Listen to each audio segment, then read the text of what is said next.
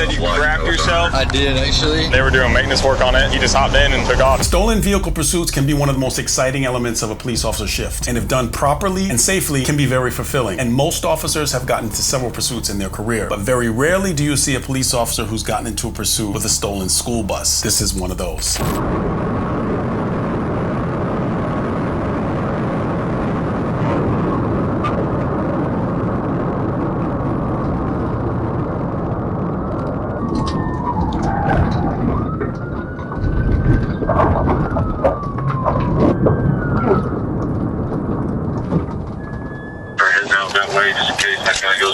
Hey, come here! Come here! Who else is on the bus? I got a little lady. I'm telling a little lady we sweeping our bus. Come here! Tell them to come out. Hey, come out! What we do? Come out! We tell her, she got a little old lady. What we did tell them? Well, this bus is stolen. Huh? Come here. Our bus stolen. Hey, is that it, Clickhorn? No. Oh, that's not it? Live on the school bus. Oh. No. Okay. No. Okay. I saw. All right, you're good. Never mind. This is not going to be that school bus, actually. I saw a yellow school bus pulled over at about the right. That's why I came back, because I saw you pull over, and I was like, oh, nope, not the wrong way. Okay, officer apparently has the wrong school bus. He believed it was a school bus that was stolen. He goes and calls the people out at gunpoint, realizes it's not the right school bus. It's a little old lady that he called over, and there's another little old lady who was inside the school bus. Now, he has just drawn down on this female, thinking that she was involved in a felony. If we make that mistake, is the response, never mind, you're okay, and just, kind of brush them off? Best practice. You just pointed a firearm at a human being, and you were wrong. It happens. You didn't do it intentionally, but can you spend an extra few minutes to say, hey, listen, ma'am, we thought that this was a stolen vehicle. My apologies. Here is my card. Me personally, Sergeant Curtis, listen, I apologize that just happened. We got to get past the apathy and realize that we just pointed a firearm at a human being and it was the wrong person. We got to clean that up better. She's going to go home to her family saying, yeah, what were you doing today? Well, the police ran up on me and they pointed a gun. We got to clean that up better. And I have made mistakes myself before. Have I given the right amount of apology to a person? Likely not in every case, but now in this circumstance, especially new young aspiring officers, this could be a question that you're asked on your practical problem or an interview question that you get asked. How would you fix this situation if you realize that you made a pretty egregious mistake pointing a firearm at a human being and it was the wrong person? How do you fix that? And again, this is not a knock on the officer. This is just saying that we in policing have to be better understanding, and we can't become apathetic to the degree of certain things we do, especially if it comes to pointing a firearm at another human being. There was an 18-wheeler parked on the other side, and I couldn't see it. So, but I got caught at the red light, and I don't have lights, so I couldn't get in behind the light. You ain't got lights in that? No, I couldn't get on the interstate with it. Units, be advised that this is not the bus. 81 Monmouth, 24 keep advised there in pursuit. Conway, I'll be back in pursuit with him.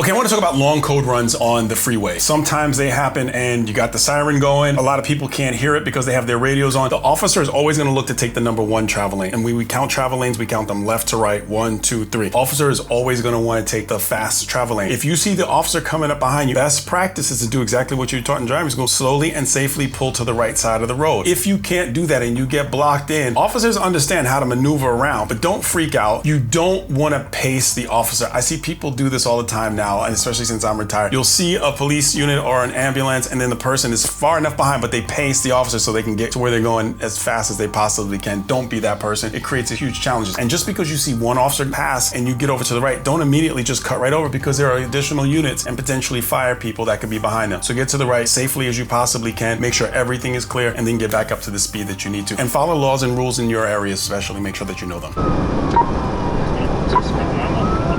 got that bus in the right lane, or a school bus in the right lane. 10-4, it should have the words Fairfax Public Schools on the side. 10-4,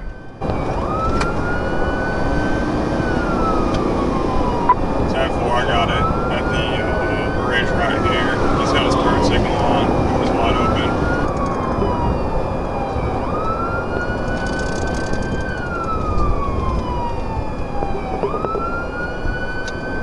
We're still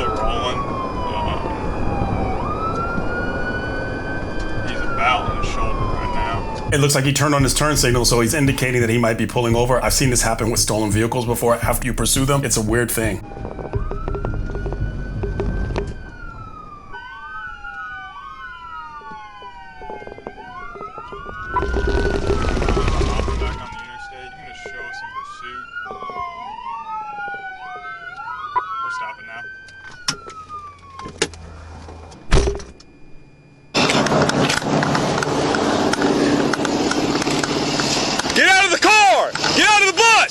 Put your hands up! Get out of the bus! Keep your hands up. Put it in park. Foot's that lever right there. Keep your hands up, walk out. Keep your hands up, walk out. Yeah.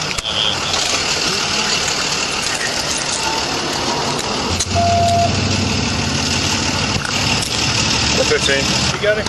Yeah. Okay, some things I want to talk about because this is really interesting when you see something like a school bus that you don't normally see. When it's a stolen vehicle, it's going to ultimately be a felony car stop. And when you're ATLing, attempting to locate the vehicle, there are several units in the area that are looking for the vehicle. What you love to hear on the radio is control, I got that vehicle, or dispatch, I got that vehicle. Because that means that someone has it and then you get really excited and you figure out how you're going to coordinate to take the vehicle down. Ultimately, what you do is you wait till another unit gets there, 2 units are together, you project where the stop is, then you light them up. You don't light them up the second you see them. You light them up when you have coordinated what's the best and safest place to conduct a stop. So you can tell that they kind of coordinated this because you see the primary officer is from the local police department and then you see the Arkansas State Trooper. They are positioned in a felony car stop configuration where both of the vehicles are side by side. Here's something that's interesting that I noticed. The primary officer who we see on dash, he steps out of his vehicle and elects to not utilize cover and just go up to the vehicle and call the suspect out from the side of the vehicle outside of cover. Another practice that I've seen and is normally taught as a procedure for felony car stops is on the PA system outside of the vehicle with lethal coverage from other officers and yourself potentially at low lethal, using your PA. Driver, turn off the vehicle. Driver, throw the keys out of the vehicle. Driver, step out of the vehicle with your hands up, and giving the commands to the driver so that we don't expose ourselves to potentially gunfire or whatever type of attack the person might make on us. And I've shown you in other videos where once you step outside of cover, there's potential for a person to engage you and you to be able to defend yourself diminish heavily. And sometimes getting on the radio is necessary. Best practice in most situations is that if you don't have the person in custody yet, if what you're going to say on the radio doesn't help take the person into custody, wait till they're in custody and then say what you have to say. They're stopped, I get it. But I noticed in a lot of cases that things that are said on the radio, I would question, did you have to say that now before the person was in custody? All right, now you're under arrest for theft of vehicle.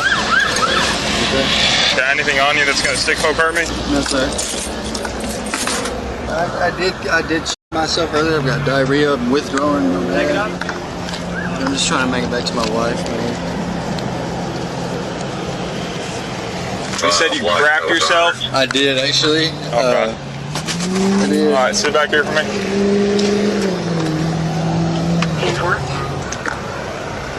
So it's interesting. The guy said that he pooped his pants, and that's happened before with people. Officers deal with that frequently. In fact, a lot of the cars you'll see have those plastic seats so they can be cleaned easily. Another thing that a lot of times officers, I'm surprised that he just put him into his own vehicle. I mean, he did super professional about putting him. It's just matter of fact about business. Didn't make fun of the guy. But a lot of times I've noticed that officers will put those yellow disposable blankets down on the seat that can't necessarily protect from everything, but it could be a barrier to help protect. But he made this choice and he was professional about how he handled it. So good on him. Hey, brother, I appreciate you being just chill with me. Thank you.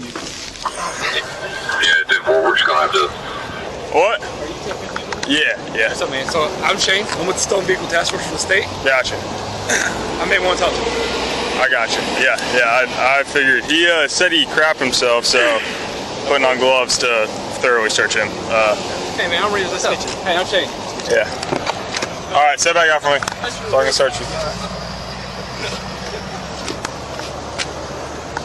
All right, over here. Oh, against the car. Yeah, sorry, brother. I know. My bad. I know. All right.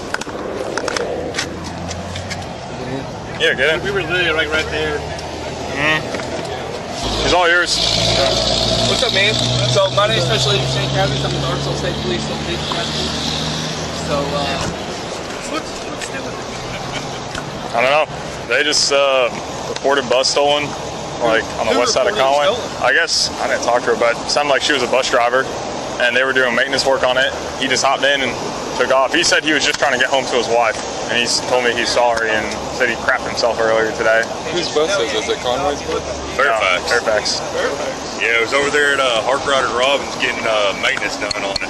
Okay, I want to stop right here. I say this in a lot of my videos, and only the officer can answer this question. Are you in the shape to be in the fight of your life? And I've done a lot of videos on Arkansas State Troopers. And here we're looking at this Arkansas State Trooper, and when he goes and looks at himself in the mirror after he gets ready for shift, I can't answer what he's going to answer. I'm going to say that for him just like everyone else, because every officer has to ask themselves that question. And when you look at this officer, when he asks himself that question, you're likely going to think that it's in the affirmative. But I had something else. I'm so happy that there was an Arkansas State Trooper that pulled up, because I had saved something from a book that I've read from before. It's an older book that was put out by the feds, and it talks about suspects who have taken the lives of officers and assaulted officers, and they interviewed them. And this is really fascinating. I wanted to read this because I found this interesting. This is from a person who took the life of an officer. This is a quote. The uniformed officer, there are a lot of things about him. Immediately being an armed robber, you have to assess the situation of any armed robbery you do. So when I meet a person, maybe it's the con man in me, but it's the criminal in me. Maybe it's a lot of things, but I assess people. I just do that. His uniform actually looked like it was freshly pressed. It tells you John Wayne syndrome, okay? You gotta look at a guy and see what you're dealing with. I figured this guy was packing a backup piece just simply because of the way he's standing, his stature. When he said John Wayne syndrome, I don't believe he was trying to be disparaging and saying that he was a wild cowboy. I believe he was saying that he was prepared to take care of business. Whenever I look at these guys and I see how sharp they look in their uniform, you can't get anything but command presence. Asking the question, are you in the shape to be in the fight of life? Only he can answer that question. But you hear it from a suspect who took the life of a police officer about how they assess an officer and who they may potentially want to attack and not attack. So where'd you catch up to him at?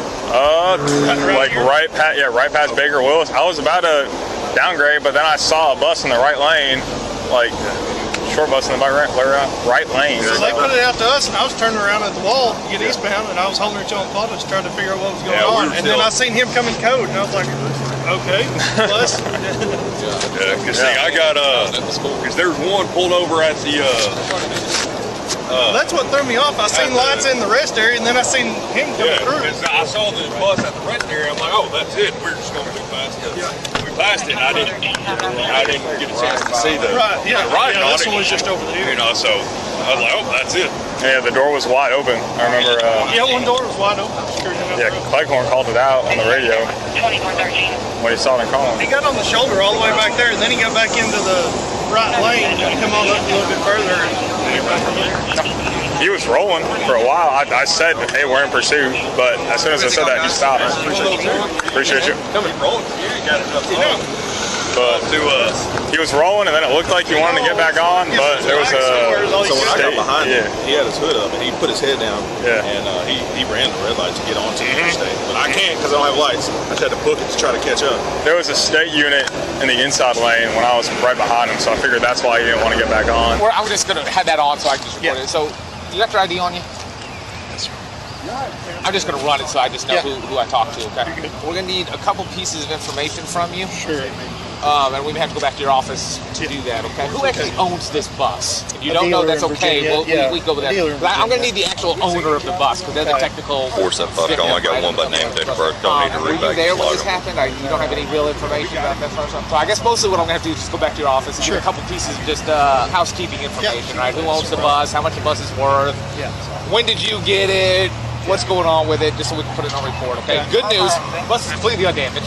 The guy who had the bus, I think they're already taking him to jail. So the suspect was taken into custody. We saw that very clearly, but I just want to say that all stolen vehicles are not the same. There are several different classifications of way that in different jurisdictions, stolen vehicles are viewed. You have grand theft auto in some jurisdictions, which means you can prove that that person who was in the vehicle took the vehicle, and even if they're not in the vehicle, you can still charge a person if you can prove that they stole the vehicle. You have possession of stolen vehicle, which merely means that you can say that the person was in possession of that vehicle. In some jurisdictions, they have a joyriding charge where the elements of those others are not met and you can merely get them for joyriding. And most of those charges are felonies. And I know in some jurisdictions they downgraded it just a bit. You also have rental cars that are kept overdue, which also are treated as a theft, and it's a stolen vehicle to some degree, but just depends on all the elements. You also have taking a vehicle without owner's consent type charges where it doesn't meet the elements of grand theft auto. So all of these always one has to take into consideration when you're conducting that type of investigation. One other interesting point that I might like to mention about joyriding and possession of stolen vehicle, in most jurisdictions, if they have a charge similar to that, all the occupants get charged with that, and it's normally a felony. So I share with younger people, if a friend decides to pick you up in a car and it just don't look right, you should know every vehicle that you're getting into. If your friend pulls up in a car, to just ask some questions, because it would be horrific to get arrested for something that you could definitely avoid just by not getting inside of the car. That's a very important point, because I've been on lots of those cases where a person got into a vehicle and had no idea that it was a stolen car. So this channel, Arkansas Police Activity, you know, Arkansas has become one of my favorite states. I really like doing their videos. They put a lot of information, and I think in their video they actually have the arrest report of the suspect. It was definitely felony stupid. The charges, it looks like, were theft of property, criminal mischief, fleeing, driving on suspended license. Case closed as far as all that. Got one by name, date of birth. Don't need to hurry back. Just lock him in together so we can wrap up the file and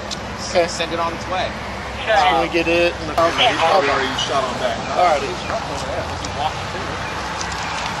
Yeah, he dropped the blank. He's probably walking back to it. All right.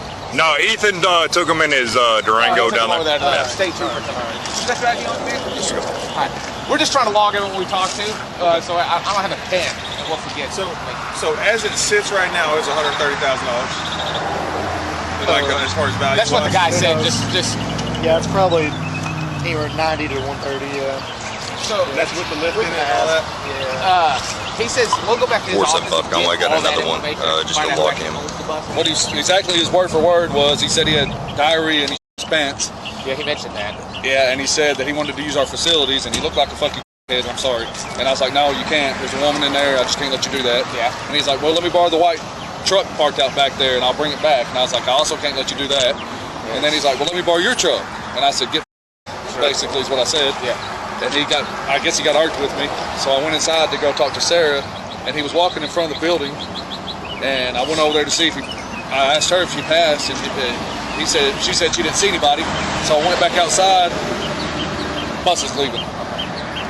So that's how it happened. I mean, he said he talked to me. He said he talked to you, and he left. Rule of thumb: if there's a crackhead next to a running bus, don't. Well, it was inside the gate. I didn't think he was going to come inside the gate and grab the damn thing. Did he ram the gate, or the gate was already open? It was already open. Yeah, he said that he spoke with somebody. He talked about having defecated on himself and kind of what he needed to do. And he also gave a seize, Judge. Apparently, in his mindset, he asked you about borrowing a car. You told him no. He said something about driving. He said something about you can't take any of these cars here. Okay, one thing I like to mention, if you look at the gentleman with the red shirt and who has a sidearm, in policing, this is a thing that we have, is that if you have a firearm and you're in plain clothes, that you have your badge hanging out as well, so that you're not confused, because there are multiple jurisdictions. I saw 3 jurisdictions at this scene, and not everyone is going to know this person, and there are a lot of people who converge on these felony type situations, and especially in bigger departments, it can be very confusing. There have been situations where officers have confused other plainclothes officers for suspects, so it is incredibly important to have some type of credential or badge if you're going to have a firearm out like that. Bus there, idling with the door open, and he took that as unspoken permission to take the school bus. Yeah, I'm not sure about that. Well, that's not how we operate in a normal society, right? If I leave my car in the most terrible crime-ridden neighborhood you could think of, with the door open and the keys in it, okay, that makes me an idiot, but it doesn't make it okay to drive off in my car, right? And I'm not saying you're an idiot. Understand that, right? But that doesn't mean it's okay for somebody else to steal my car, right? If I leave $10,000, on the dashboard of my car, someone smashes his window. I'm dumb, but that's not an invitation to take it, right? Sounds good. Do y'all have the report number? Did the officer on scene give y'all a report number? Yes. He gave me. What's the address where y'all are at? 1360 Covington Park Drive. Okay, it's in that little strip mall there right behind the jail. Yeah, don't tap it away or you'll end up in apartments. Okay. Yeah. I think we're done with everything we need to do here. We'll hit that way. We'll go up there and just meet up with you up there, and we'll get the last little bit of information we need and put it together. Appreciate you guys. He told me Ian. Eagles. I can't think of a good reason to steal a vehicle. In the original video, pinned is the actual police report. So if you want to read that, you can go to their video and check it out. Arkansas Police Activity. Good job on this video. Which leads me to today's coin. And I actually got a commenter give me a suggestion. Many people have actually given me suggestions on how to get the coin to show properly. And I love learning new things. And they told me this thing called the beauty hand. And I'm going to try to do the beauty hand to see if it works. And I think that it will work. This is the coin for today, which is a military coin, phenomenal military coin. So I'm going to read read it first. It's from the 439th Medical Battalion, presented for outstanding performance. And it says duty first, selfless service, honor, integrity, personal courage, loyalty, duty, and respect. Love all of those traits. I'm going to try to do the beauty hand here, which they said that you put the palm of your hand out and then you put the coin in front of the palm of your hand and then you can see it. I'm hoping that that works. And then this is the other side of this beautiful hefty coin, which I don't know why I'm shaking it like that. I'll just leave it like this. So I hope that you can see that wonderful coin. If you like this kind of content, like the video, subscribe to the channel, and click on the video that's on your screen for more content just like this.